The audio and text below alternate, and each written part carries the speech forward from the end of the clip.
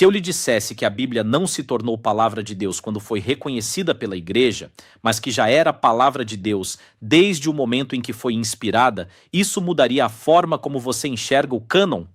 É aqui que começa uma das discussões mais decisivas da teologia bíblica, a natureza da canonicidade. Quando perguntamos como a Bíblia veio a ser composta de 66 livros, ou por que certos livros foram incluídos enquanto outros ficaram de fora, estamos entrando no campo da canonicidade.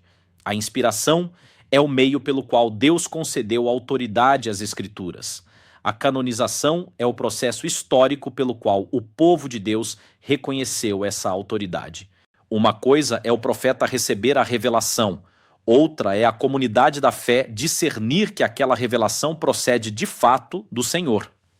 A palavra cânon deriva do termo grego canon, com o sentido de régua ou vara de medir, que por sua vez remonta ao hebraico cané, utilizado no Antigo Testamento com a ideia de instrumento de medição, como em Ezequiel capítulo 40, versículo 3.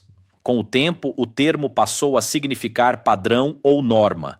No Novo Testamento, aparece nesse sentido figurado, como em Gálatas capítulo 6, versículo 16, indicando regra de vida ou critério de avaliação.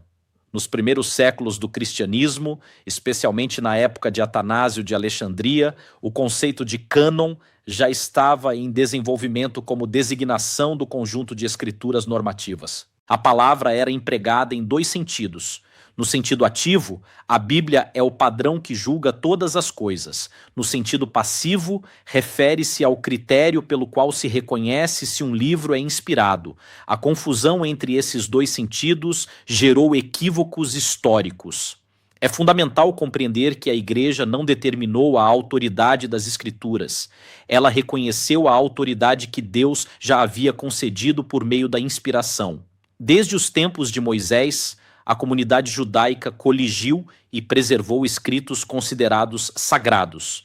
Deuteronômio capítulo 31, versículos 24 a 26, relata que o livro da lei foi colocado ao lado da Arca da Aliança, sinal inequívoco de sua santidade e autoridade. Após a construção do templo, esses escritos foram guardados em seu interior, conforme 2 Reis, capítulo 22, versículo 8. O reconhecimento da sacralidade antecede o uso técnico do termo cânon. Na tradição judaica, desenvolveu-se também a expressão livros que maculam as mãos, indicando textos tão santos que exigiam purificação ritual após o manuseio. O Talmud, na Tosefta Yadaim, capítulo 3, seção 5, distingue entre livros canônicos e outros escritos, como os atribuídos a Ben Sira. Tal linguagem revela o profundo senso de reverência diante daquilo que era reconhecido como palavra de Deus. O historiador judeu Flávio Joséfo, em sua obra Contra Appium, afirma que os livros dignos de plena autoridade foram escritos desde Moisés até o período de Artaxerxes, porque pertenciam à sucessão profética. Depois disso, segundo ele, cessou a linhagem de profetas. Essa percepção reforça o princípio central. A canonicidade está ligada à revelação concedida por Deus através de porta-vozes autenticados. Diversas teorias tentaram explicar o que determina a canonicidade, mas revelam-se insuficientes. A antiguidade de um livro não o torna inspirado, pois textos antigos, como o Livro das Guerras do Senhor, não foram incluídos. A língua hebraica não é critério absoluto, já que partes de Daniel e Esdras foram escritas em aramaico. A concordância com a Torá tampouco é critério final, porque a própria Torá precisaria ter sua autoridade fundamentada em algo anterior. O valor religioso, embora importante, é consequência da inspiração, não sua causa. A perspectiva bíblica é clara: a canonicidade é determinada pela inspiração divina. Segundo a compreensão arminiana e pentecostal clássica, o Espírito Santo é o agente da revelação e também aquele que ilumina a comunidade para reconhecê-la. Deus concede autoridade. O seu povo, sensível à ação do Espírito, discerne e acolhe. Há aqui uma sinergia no plano histórico do reconhecimento, mas não na origem da autoridade. A autoridade é monergisticamente divina. Ao longo do processo histórico, 5 critérios auxiliaram na identificação dos livros inspirados. Primeiro, a autoridade. O livro reivindica falar em nome do Senhor? Expressões como "assim diz o Senhor" revelam consciência profética. Segundo, a autoria profética ou apostólica. Foi escrito por alguém reconhecido como porta-voz de Deus, conforme 2 Pedro capítulo 1, versículos 20 e 21. Terceiro, a confiabilidade. Está em harmonia com a revelação anterior, sabendo que Deus não pode mentir?